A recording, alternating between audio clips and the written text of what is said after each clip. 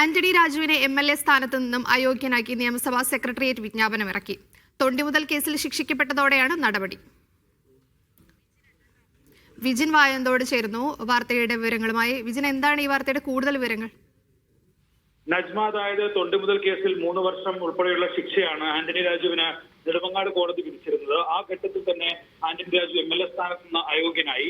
ആ അയോഗ്യത ഇപ്പോൾ വിജ്ഞാപനമായി ഇറക്കിയിരിക്കുകയാണ് നിയമസഭാ സെക്രട്ടേറിയറ്റ്. നിയമസഭാ സെക്രട്ടറിയാണ് ഇക്കാര്യത്തിൽ വിജ്ഞാപനം ഇറക്കേണ്ടത്. വിജ്ഞാപനം തെരഞ്ഞെടുപ്പ് കമ്മീഷന് കൈമാറുകയാണ് ചെയ്യുക. ഉടൻ തന്നെ തെരഞ്ഞെടുപ്പ് കമ്മീഷന് വിജ്ഞാപനം നൽകും. അതോടുകൂടി MLA എന്നുള്ള പദവിയിൽ നിന്നും പൂർണ്ണമായും തെരഞ്ഞെടുപ്പ് കമ്മീഷനാണ് ആന്റണി രാജുവിനെ അയോഗ്യനാക്കുക. നിലവിൽ സുപ്രീം കോടതിയുടെ വിധിയുടെ അടിസ്ഥാനത്തിൽ തന്നെ 2 വർഷത്തിൽ കൂടുതൽ ശിക്ഷ വിധിച്ചാൽ, ശിക്ഷ ലഭിച്ചാൽ MLAയോ അല്ലെങ്കിൽ ഏതെങ്കിലും തരത്തിൽ ജനപ്രതിനിധിയായ ആൾ അയോഗ്യനാകും എന്നുള്ളതാണ് നിലവിലെ ഉത്തരവ്.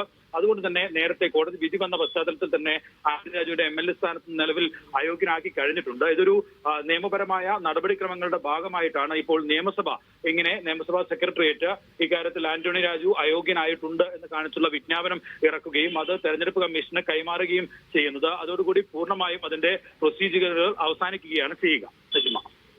വിജിൻ, ഇതില് ആന്റണി രാജുവിന്റെ ഒരു പ്രതികരണം എങ്ങനെയാണ്? നേരത്തെ തന്നെ 3 വർഷം ശിക്ഷിക്കപ്പെട്ട സാഹചര്യത്തിൽ സ്വാഭാവികമായും ആന്റണി രാജു ഇക്കാര്യത്തിൽ കോടതിയിലെ ഉത്തരവ്, കോടതി വിധിയുടെ പകർപ്പ് ഉൾപ്പെടെ ലഭിച്ച ശേഷം ഹയർ അപ്പീൽ പോകുമെന്നായിരുന്നു വ്യക്തമാക്കിയത്. പക്ഷേ ഇതുവരെയും അങ്ങനെ ഒരു അപ്പീൽ നിലവിൽ ആന്റണി രാജു അറിയിച്ചിട്ടില്ല. എന്തായാലും മേൽക്കോടതിയെ സമീപിക്കാൻ തന്നെയാണ് നിലവിൽ ആന്റണി രാജു തീരുമാനിച്ചിരിക്കുന്നത്. താൻ കുറ്റക്കാരനുള്ളതും ചില വിധികൾ അത് കുറ്റക്കാരനല്ലാത്തവരെയും ശിക്ഷിക്കുന്ന സാഹചര്യം ഇന്ത്യയിലുണ്ട്, അതിൽപ്പെട്ട ആളാണ് താനെന്നുമുള്ള പ്രതികരണമായിരുന്നു ആ ഘട്ടത്തിൽ ആന്റണി രാജു നടത്തിയത്. എന്തായാലും നിലവിലെ സുപ്രീം കോടതിയുടെ വിധിയുടെയൊക്കെ അടിസ്ഥാനത്തിൽ നിലവിൽ ജനപ്രതിനിധികൾ 2 വർഷത്തിൽ കൂടുതൽ ഏതെങ്കിലും കേസിൽ ശിക്ഷ അനുഭവിച്ചാൽ ആ ശിക്ഷയോടുകൂടി തന്നെ ജനപ്രതിനിധികൾ അയോഗ്യരാക്കപ്പെടുകയും ഒപ്പം തന്നെ ശിക്ഷാ കാലാവധി കഴിഞ്ഞും വീണ്ടും 6 വർഷം അയാൾക്ക് മത്സരിക്കാൻ അനുവാദം ഉണ്ടാകാത്ത സാഹചര്യത്തിലേക്കാണ് കാര്യങ്ങൾ എത്തുക.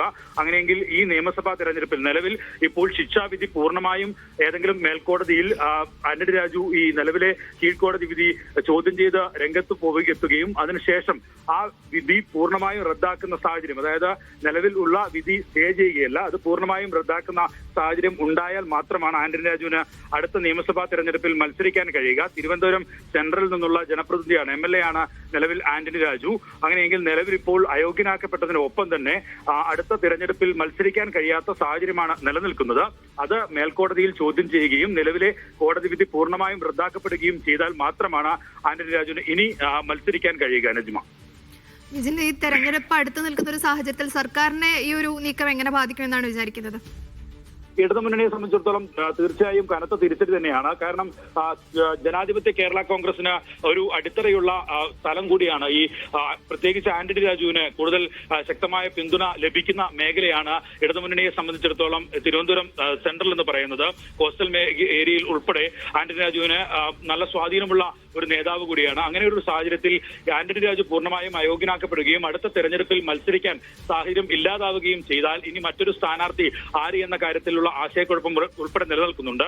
ഒരുപക്ഷെ CPM സീറ്റ് ഏറ്റെടുത്താലും അവിടെ ആന്റണി രാജുവിനെ പോലെ ഒരു കോസ്റ്റൽ മേഖലയിൽ ഉൾപ്പെടെയുള്ള പ്രദേശങ്ങളിൽ അംഗീകാരമുള്ള ഒരു നേതാവിനെ കണ്ടെത്തി അവിടെ സ്ഥാനാർത്ഥിയാക്കണം. അത്തരത്തിലുള്ള നടപടിയിലേക്കൊക്കെ കടക്കേണ്ടി വരും. അത് ഇടതുമുന്നണിയെ സംബന്ധിച്ചിടത്തോളം സ്വാഭാവികമായും തിരിച്ചടിയാണ്. എന്തായാലും അത്തരം നീക്കങ്ങൾ നിലവിൽ CPM ആരംഭിച്ചിട്ടുണ്ട് എന്നുള്ളതാണ് നേരത്തെ തന്നെ വ്യക്തമാകുന്നത്. എന്തായാലും നിലവിൽ ആന്റണി രാജു അയോഗ്യനാക്കപ്പെട്ട സാഹചര്യത്തിൽ ജനാധിപത്യ കേരള കോൺഗ്രസിൽ നിന്ന് ആ സീറ്റ് CPM ഏറ്റെടുക്കാനുള്ള സാധ്യതയാണ് നിലവിൽ കാണുന്നത്. ഇടതുമുന്നണിയെ സംബന്ധിച്ചിടത്തോളം തിരുവനന്തപുരം ജില്ലയിൽ ആകെ ഒരു സീറ്റ് മാത്രമാണ് കഴിഞ്ഞ തവണ UDF നേടാൻ കഴിഞ്ഞിട്ടുള്ളത്. അത് കോവളമാണ്. അതിനോട് ചേർന്ന് നിൽക്കുന്ന, അതിനു മുമ്പൊക്കെ UDF നേടിയിട്ടുള്ള ഒരു മണ്ഡലം കൂടിയാണ് തിരുവനന്തപുരം സെൻട്രൽ എന്ന് പറയുന്നത്. ആ സെൻട്രലിൽ നിലവിലുള്ള സിറ്റിംഗ് MLA കൂടുതൽ ഒരുപക്ഷെ അടുത്ത തവണയും വിജയിക്കാനൊക്കെ സാധ്യത ഉണ്ട് എന്ന കരുതപ്പെട്ടിരുന്ന ഒരു MLA ആണ് അയോഗ്യനാവുകയും ഇനി മത്സരിക്കാൻ കഴിയാത്ത സാഹചര്യത്തിലേക്ക് കാര്യങ്ങൾ എത്തുകയും ഒക്കെ ചെയ്തിട്ടുള്ളത്. എന്തായാലും അതിന്റെ അടിസ്ഥാനത്തിലുള്ള നടപടികൾ, നീക്കങ്ങളൊക്കെ നിലവിൽ ഇടതുമുന്നണിയും CPM ആരംഭിച്ചിട്ടുണ്ട്.